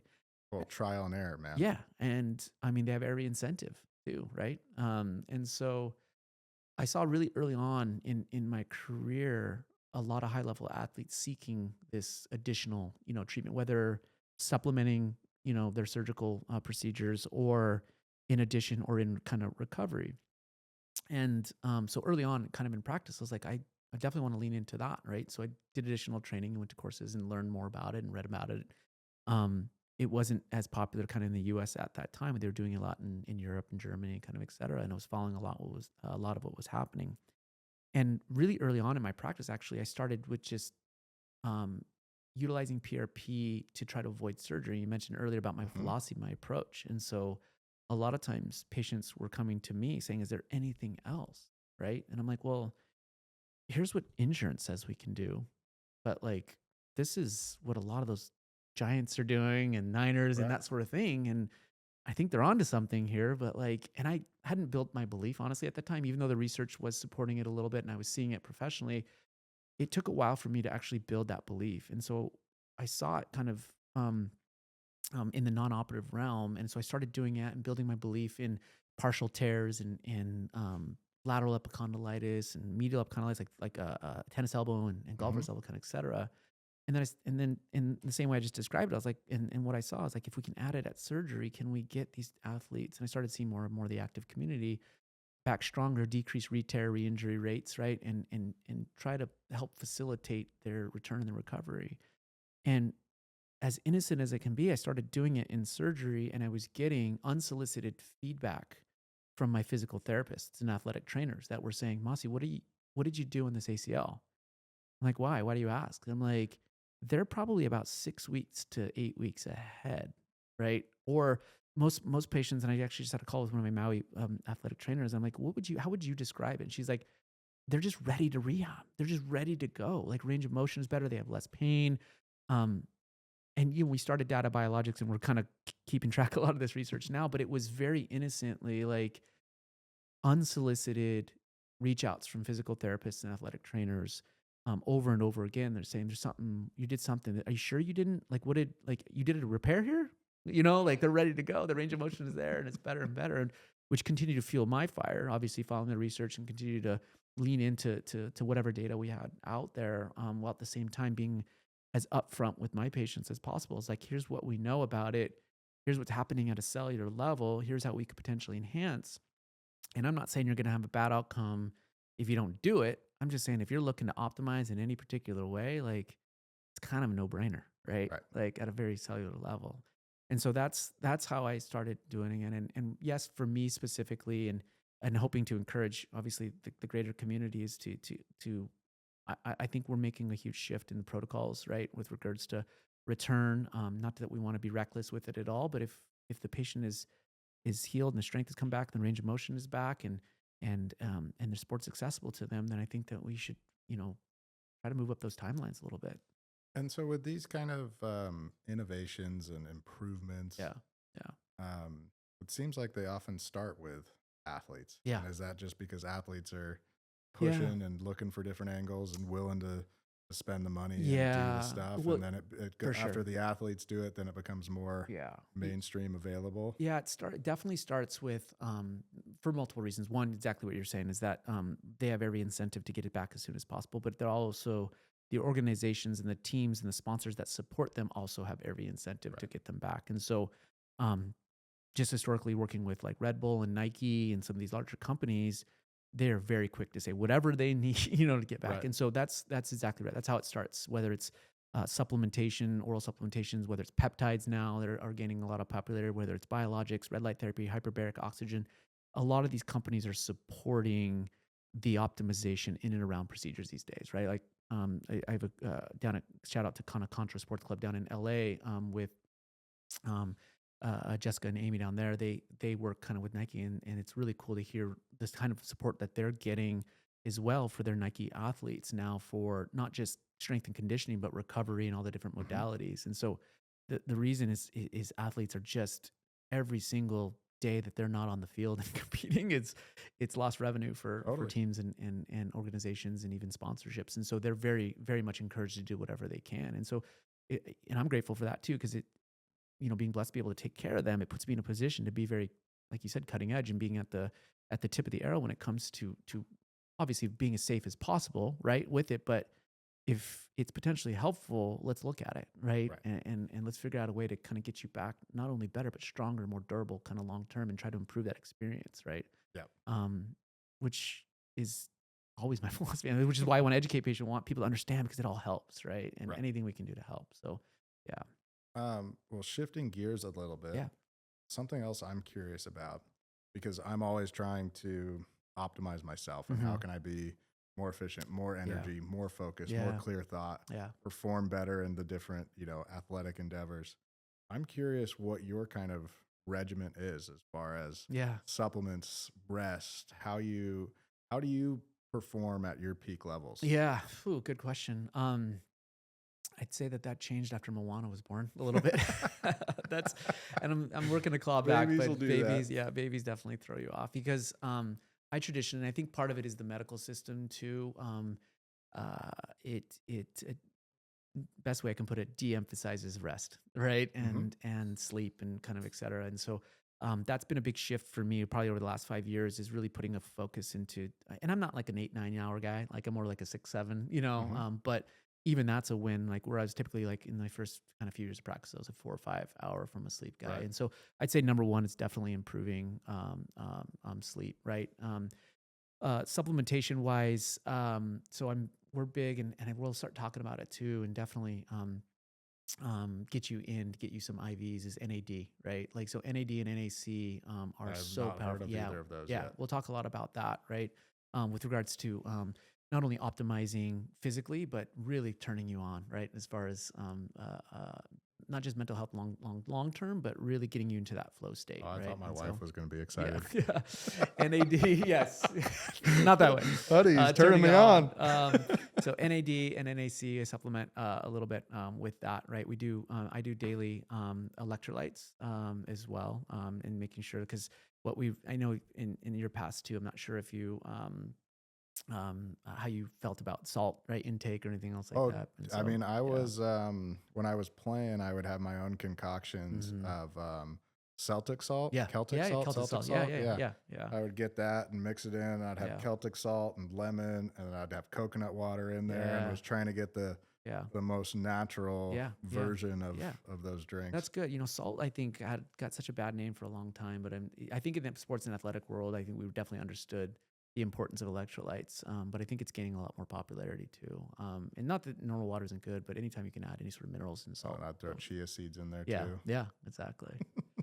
So I'm a huge proponent of that. Obviously, anything that's going to decrease inflammation for me, like I definitely can notice a difference. And my gauges are typically, and it kind of sounds like really silly, but my gauge is a lot of times in the OR and in communication with patients, I can tell if I'm inflamed or not just by how things are wiring, how things are running, how And things does are that come firing. And so through diet, nutrition? diet, yeah, yeah, typically diet, alcohol, try to minimize that best we can. And then I'm a huge and curious if you got yours yet, but a huge cold plunge fan as well. So it's a daily routine for me at this point. It's so habit at this point where if I miss it, it's a kind of a big deal. I'm kind of a bitch when it comes to if I miss it. I'm like, fuck, like like I just it's addicting for sure. Yeah, I mean, that was before it was called cold plunging, it was yeah, ice ice baths. bath. Yeah, And yeah, that was a daily yeah, regiment of being a player. yeah, And then when I stopped playing, I no longer did it. And then it started to become I don't want to call it a fad, but it started to yeah, become mainstream where it yeah. wasn't just in the professional locker rooms that you hmm had these cold plunge and all Yeah, this stuff at home. And so, no, you inspired me to build out the whole, yeah. I I call it the know. wellness center. And my No, that wife makes fun of me, the but we got, picture you sent the other day was so good. Yeah, the artist. I can't wait to get up there and see it. It looks so good yeah. right now. So we got So the cold plunge you and the did. sauna Have you going started doing in. it? Oh, Well, it's going in. Yeah, the sauna's halfway delivered. yeah. The cold plunge comes, I think, next month. It's Oh, like back ordered or it's not something. gimmicky. I'm telling you, man. Well, You're I gonna. mean, I've done Yeah, it. I mean, yeah, yeah, but what's interesting is even how that has changed over yeah, time. yeah. Because like even during the course that I was playing at the beginning, the theory was 15 minutes, hmm hmm and you had to stay in the ice bath for 15 minutes. Right. And then partway through my career, it started to become hot cold alternating, where we Mhm. want you 5 minutes in cold, 5 minutes in hot, Right, doing right, that type of stuff. right. And then now I'm curious. I mean, it sounds like most of the people that I hear talking about it, it's, 3 to 5 minutes max, Yeah, and yeah. probably 3 minutes or less for the most part. Yeah, absolutely. No, it's a quick and I've come down too. I used to be 5 minutes, then I went down 4, and I think more it was like an ego thing for me. It's like, I can do colder, I can do colder, I Right. can do colder, but, gosh, I mean, I think there's some recent research out there that shows you just need to be running around 50 or a little bit low, and I was at like 39, 40 for a while, but I bumped it up, and I'm only doing like 2 or 3 minutes now, and it's just as good. Well, and So, it's kind of a funny psychological thing of like going down the route of purchasing one for your home, yeah. Well, because of because how much time you've spent in the thing and misery too, right? yeah, After but at soccer, the so same time, it's like you have to convince yourself that you're going to buy something that's going to make you miserable every day, that you're going to dread doing, but is going to make you feel better. yeah, yeah. It's like a weird. Especially for someone like you who's like so into leaning in, you already lean into the suck, like you, meaning like you embrace the Yeah. suck, right? Like, and so you don't need that necessarily.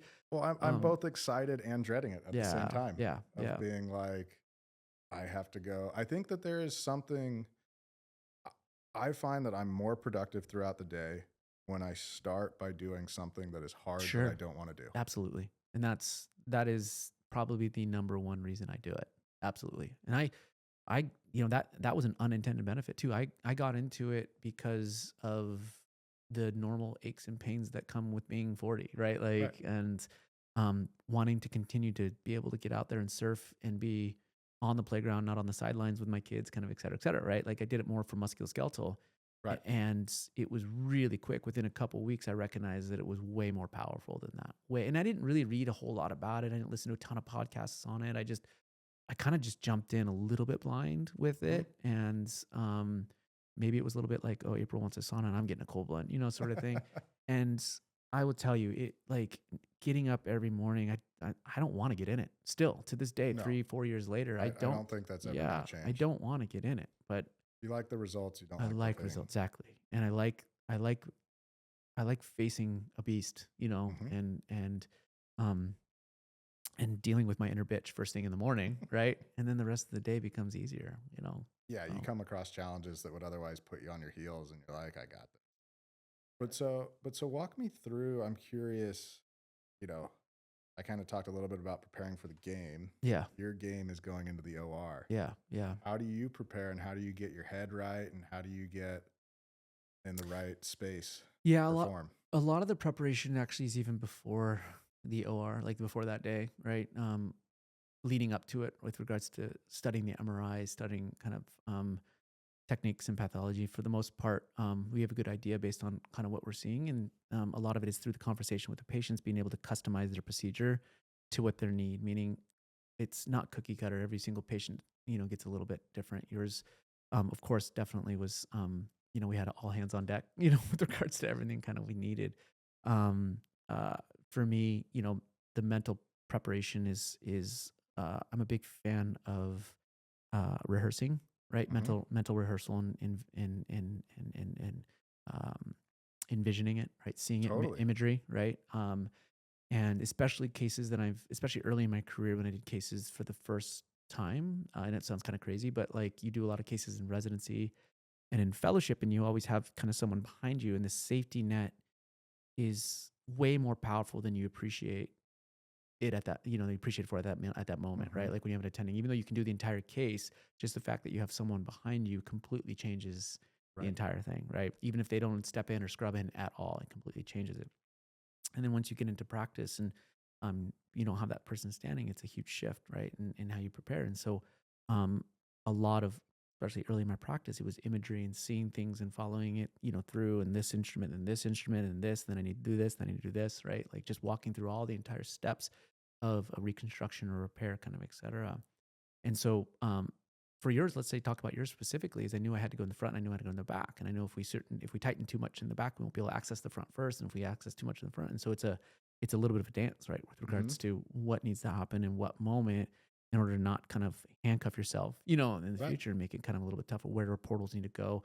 What if I put it too high? Kind of, et cetera. And a lot of that does become, once you do it enough, it becomes subconscious. And you don't necessarily have to rehearse it kind of in your mind, but meditation for me has been a big kind of part of my daily practice for a long time. And I go runs where it's not, great and I'm not as consistent. And then there's runs where I am. And I I think I do it more, as much for the imagery, but as much to just quiet the noise. I feel like I have a lot running in the background, right? And so to me, it's more so just to kind of bring myself down a little bit. And it's taken a long time for me to not be so judgmental with how I get through that meditation because I'm just kind of running in there and feel like a little ADD when it comes to it. And so that brings me down a little bit, especially on OR days. I'd say the days that I don't miss typically are the OR days. And that kind of quiets my mind a little bit to be able to, from an imagery standpoint, be able to see things a lot more clear.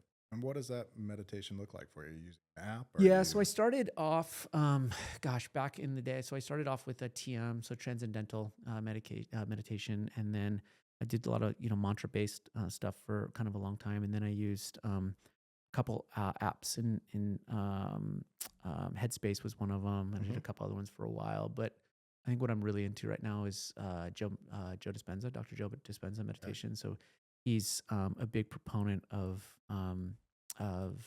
and not that you have to be healing something to be doing his meditations, but he's a big proponent of the biology belief, right? I mean, our mind and our brain can control our feelings, which then control emotions, which then control genes that will then express, or create proteins that will then kind of heal us, right? As opposed to the opposite, which is the stress proteins and cortisol, kind of, et cetera. And so I think it's because the science that he brings into the meditation that really intrigues me. And so I've been following a lot of his stuff too as well. So yeah, Makes a lot of sense. yeah. What about I've you? I've had ebbs and No, flows with yeah, meditation. yeah. Kind of the similar type. One thing, I mean, whether it's meditation, rest, Hmm. workouts, um, I have a tough time giving myself the space to invest the time to Yeah, go and do yeah, those things. yeah. Prioritizing that. Yeah, And yeah. it's I'm constantly battling that where it's like I don't have time to go work out or I don't have time to go do Hmm. my meditation Hmm. because I have X, Y, and Z things I Sure. have to get done. Yeah. And it's really easy to go down that rabbit hole and that spiral, and then all of a sudden you get way out of sync. Yeah. Yeah. And I think that there is a lot to investing the time in those different things, Hmm. and you actually increase your performance in the things that matter. Yeah, no, and I agree, and I think I've learned to give myself grace with that too, but also continuing to check in on the little you know the rulers and measuring stick that tells me when I need to go back to that, and that's pretty much like, am I reacting or am I responding, Right. right? And if I'm conscious enough to kind of see where, hey, like that's not a response that, or it's not a reaction that I would have liked, right? I would have rather Hmm. responded. Then I know, okay, I need to take a step back, right? Right. I'm pushing too hard on this. I'm pushing, pushing, pushing. Chris, he didn't really talk about it when he was here, Chris Burkhardt, but he talks a lot about the different burners in life, right? Like family, professional, physical, and I think spiritual was his other kind of burner. And they're not all burning at the same level, and they never Right. will be, right? It's Right. that mythical ridgeline that we call balance, right? That doesn't necessarily exist. And it's more of this homeostasis or this equilibrium where, yeah, we're going to be pushing in, right? Work, professional life, kind of, et Hmm. cetera. And unfortunately, things potentially could not like go away completely, but you'll sacrifice some, like whether it's physical, with activities, working out, like surfing for me, hunting for you, Right. mountain biking. I know you run, trail run, kind of, et cetera. Um, and there's time where you're all in on your family, right? And Totally. you're taking a step back from work, and that burner you're going to turn down a little bit and focus on that. And so that's where, for meditation, I beat myself up for a long time because I would, had the apps, and I was like, I did 17 days in a row and blah blah blah, and that sort of thing. And then I would miss a day, and I would just kind of like, be like bummed What on it. length were you So going for? I said I like goals that are attainable, and with my schedule getting into the 40 to hour, like that's just way too long. So I stay 20 minutes and below, Yeah. from meditation standpoint. So averaging probably 11 or 12 Do you minutes. pair it And with so like the sauna or um, I would like to. I can't get my sauna going early. Like I can't get it up warm enough early in the morning. Like that's right, the key. It just takes a long time to warm up. So right. I do when I am in the sauna. Usually doing some sort of meditation. I have a kind of a rule in the sauna is like no devices, right? No cell phone or anything. I'll be to listen to a meditation or music or something like that, or just kind of sitting Hmm. and enjoying. Most of the time, April's in there, and a lot of times it's our time to connect. But in the morning, it's mainly, it's my time. I get up. My routine is, get up pretty early, 5:30, and then I'll shower and then directly into the cold plunge afterwards because I want to Mm, finish cold. right. And I don't want to go warm up right after I get on Yeah. the cold. So I'll finish cold and then go straight into kind of getting the coffee and everything ready. And then I use kind of like in, gosh, I'm blanking his name, but the habit book. What's the habit book called? He's pro- James Clear, yeah, Atomic Habits. yeah, exactly, yeah, yeah. And thanks, Dylan. Is that I have it stacked. So like coffee for me is like I'm getting my coffee ready, and like while it's kind of getting ready, I stack the meditation on it, and it's Yep. kind of my reward, right? You reward yourself kind of for that meditation, and so I do that meditation before the coffee, and I grab the coffee. Yeah, good morning. A quick little detour, just because I'm Yeah, always interested in your viewpoint on this stuff. yeah, Coffee is one that I've been experimenting with recently. yeah. I feel like it gives me a less stable Mm-hmm, energy. I get more of a mm-hmm. spike. I Yeah, get more jittery. I get more hot and yeah, sweaty. yeah. Um, I've been using the Arbonne stuff Mm-hmm. from Yeah, April, yeah. The fizzies. the fizz Yeah. sticks. I've been experimenting with the Protect. I think you met Yeah, those guys. yeah. Mark Healy, Yeah, Protect. Yeah, I've been using that stuff. That's actually in my water bottle over here nice. right Yeah, now. yeah. Um, but I'm curious, how do you, the coffee, you still like it? You're obviously still doing it. Do you think it's the most efficient form of caffeine, or what do you think? So yeah, coffee for me as I love the taste of it, and I love almost like the ritual aspect of it. Right, I love making it right in the morning, and we're doing a espresso now, so like lattes, and Oh, what you fancy, huh? yeah, like it's I have to get up a little earlier, but that's okay. It's kind of yeah, it's my time in the Yeah. morning. I'm a little barista in the morning. Yeah. Is I think it's important, and I'd love to actually hear experts on this, but April has as well done a lot of reading on mold in coffee, and a lot of coffee um, has a certain type of mold that can cause this high, and then leads to this kind of plummet, or this plunge kind of hmm afterwards. And so the coffee that we're looking for and searching for, actually, we get it online, and we have it kind of shipped to us that is guaranteed kind of mold free. And what's this? What's And this coffee called? we're using so there's Kion that's pretty good, Kion, but Purity is another one, Okay. Purity. There's a couple out there that have been tested, and there's different online or different sites kind of online that have done mold tests kind of hmm on their coffee and looked at mold. And honestly, I was a little bit like skeptical at first, with it, and then when we started doing it, there was a lot more clarity with the the coffee for sure. Noticed a difference, and then when I noticed a bigger difference was when I went to a coffee shop and kind of had their hmm coffee, and I Yeah, was you like, go back oh, to like a Starbucks or something. You're like, yeah, oh, exactly, yeah. So I think potentially that's what you could be noticing with the coffee is that there could be just micro molds in there that potentially interesting. could be causing that as well. So, but I'm a huge fan of the Protect and Fizzies, honestly. Like I think I have a couple Protects like every single day, and especially the caffeinated ones are pretty good, like midday. Caffeinated Yeah, ones. The hydrations have the sodium and stuff in yeah, them. yeah, And yeah, I yeah, like the rest too at yeah. night. That does help me wind down. Mark was telling me you get some pretty gnarly dreams on it. Do you notice any sort of changes in your dreams with that as well? Dude, I just sleep hard. Yeah, And like yeah, I don't dream a whole lot. yeah, yeah, yeah. When the lights go off, the lights are off. You're out. Yeah, Yeah. yeah. How many hours are you getting? I'm striving for 8. Nice. That's the goal. Yeah. I don't always You're an achieve early it. riser. I feel like you and I kind of get up either between 5 and 6. It, Yeah. it fluctuates for me. It really depends on what I have to get done. Mm-hmm. Mm-hmm. I would say if you just left me to my own devices, Yeah. I'm not waking up at 5 or 6 naturally. Yeah. Yeah. But Yeah. I do that when I have to. Yeah. Yeah.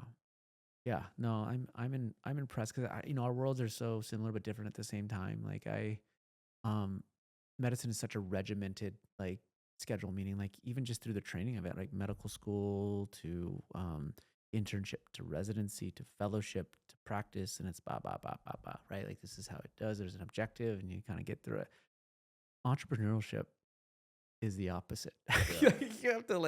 You have to like carve out, like you have to know or create like throughout your day, like what I don't know. I can even like it's so foreign to me, like to be able to um, motivate in a way that and a lot of people are gonna laugh at this just because I'm so foreign to it, right? Like I know what a clinic day looks like, and I know what an OR day kind of looks like, but to be able to have objectives throughout your day and kind of create those objectives is honestly super impressive to me, right?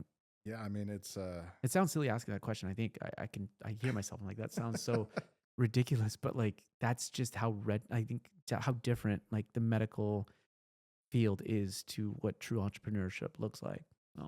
yeah, I mean, for me, it's every day is different, Yeah, and I have my to-do list of what I want to get done, yeah, and inevitably there are other things yeah, that I have to deal with, yeah, yeah. and you just there's a lot of decisions that have to be made. There's constant adapt and overcome. Yeah, yeah. Who are some mentors that look up to, kind of in the maybe not in your space, but just in general? I know you sent me some And Simon Sinek stuff in the past. I really enjoy his stuff. I Yeah, think he does a lot of great things on leadership, yeah. on how you treat people. Um, I like Golden his Circle. branding too. Like he's really good on branding and understanding. Like, yeah, Yeah, I mean, he had this one thing, the Golden people Circle. don't buy what you have; they buy why you do it. Right? It all goes back to passion, Yeah, right? yeah, yeah. So love that. Harry V is always out there. Mm, He had some stuff in the back in like the when was it, 2015, 16, where he was just kind of like, just go for it, just do it, just yeah, share it, yeah. tell people about it, which was really aligned with kind of our mantra of how we build the brands and Hmm. just kind of open book, which Yeah. is not normal, Right. right? Right. For Right. when people are building brands. Um, but I mean, I think when you're talking about sleep, one thing that I struggle with is like my day is always so full where it's like I'll get up early and get my work stuff done. Then I'm breakfast and stuff with the kids. Hmm. Like I make sure that I cook them breakfast or help my wife. One of the two of us cooks breakfast, but Yeah. I'm with them in the morning. I take them to school. I drop them off. I come back home and I go right into work throughout the day, try and squeeze a workout in somewhere. It's usually during lunch because Hmm. that's when I'm like, Hmm. I know that nobody's going to need me Right. Right. Right. Right. Right. at this time unless something's truly on fire. Sure. So lunch is usually my workout time. Work until I usually am at 5. My kids are in my office, Yeah. Yeah. and they know that that's time with dad. And I stop. I put the Yeah. stuff down, and I from 5 until like 7:30 or 8 when I put them to bed. I'm spending that time with them, and then Yeah. because it's our business, the buck stops with me. Once they go to bed, then Yeah. it's like, all right, what didn't I get done today that I needed to get done that I got, Hmm. side railed from? Hmm. Now I have to go finish that work. Yeah. Yeah. Right. And so, um, that's been a big um struggle for me too. That after the kids go to sleep thing, right? Like now the kids are getting older, staying up a little bit, and I used to always rely on that time, right, to be mhm, able to not. I mean, I try to finish up most of the day to day type stuff, but find that little window to kind of tap into the creative aspect of like working on right the classic like working on it as opposed to kind of in it right in the right. business.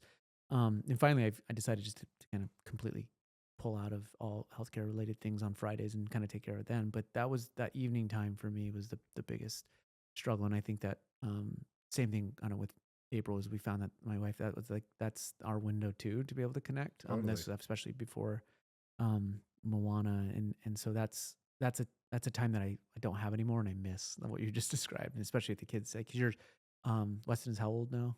I have Weston is 6, 6. Sienna's 4, and Yeah, yeah, Remy's 2. yeah, yeah. And they're getting up there. Oh, Yeah. It's and going that's fast. it is, man. And I mean, one of the it's with all the things that inspire me about you, truly as genuine as I can be.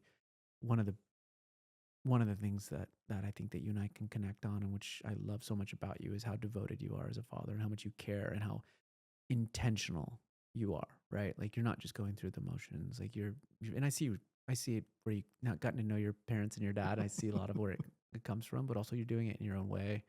And it's inspiring, and I only regret not being able to see it more just based on our schedules. And so grateful to have you as an example, right, of a business leader, an owner, a leader in general, a brother, a husband, a father, and just an overall charger. So yeah, Well, thank you, yeah, man. That means a lot. And yeah. I mean, feeling is mutual, and it's just, we go through this life and we're building stuff, and it's like money buys you freedom, Hmm. but it doesn't buy you happiness. Right. And at the end of the day, we're all here for a limited amount of time. Hmm. and we can't take the money with us. Right. And so, how are we going to leave that legacy and make an imprint? And Hmm. it's on our kids, it's on our friends, it's on our families. Um, oh man, and I'm so grateful for all the time I get to spend with you. And like I said, you make me a better person. You too, So man. thank you so Yeah. much. And And yeah, I have to thank Chanel. Shout out to Chanel and the family for letting you come in tonight and have this conversation with me and just connect. And thanks for saying yes, and stoked to be able to spend some time with you to catch up. And like I said, if it has to be in the operating room table or the podcast studio, I'm gonna like try to avoid the yeah, operating yeah, table for a yeah. little while. Anytime I can spend with you is an epic time. So thanks for joining me. Thanks for coming on. I appreciate your insights, and yeah, stoked to have you on again. You have to come back. All So, right, anytime, so man. all right. Thanks for fixing me, and thanks Yeah. for having me. All right. Love you, man. Love you, brother.